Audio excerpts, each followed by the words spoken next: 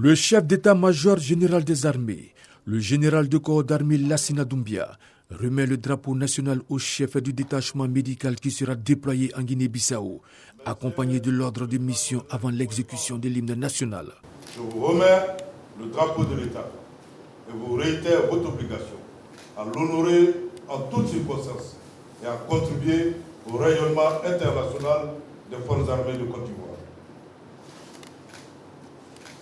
Il compose le premier contingent ivoirien de l'hôpital militaire de niveau 2 de la mission d'appui à la stabilisation de la Guinée-Bissau,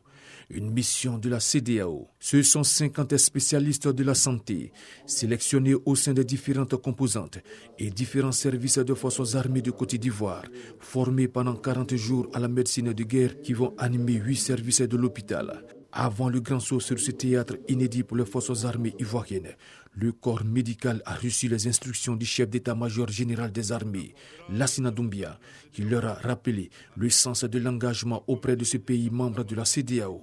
sur la nature de la mission et la capacité à la remplir. En acceptant de confier aux forces armées de Côte d'Ivoire le poste de chef d'état-major de la force et le volet sanitaire de cette force internationale, la CEDEAO nous exprime sa confiance. C'est une étape supplémentaire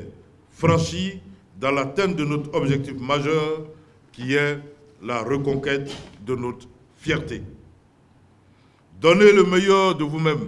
pour mériter la confiance et l'honneur placés en nous,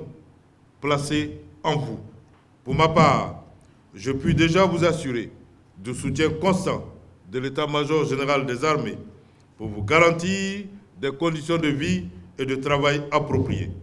afin de vous permettre d'exécuter votre mission dans les conditions optimales.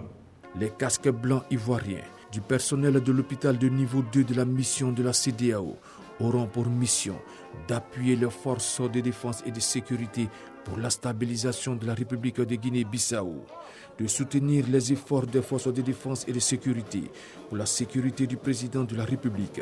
des autorités indiquées par lui et des citoyens de la République de Guinée-Bissau,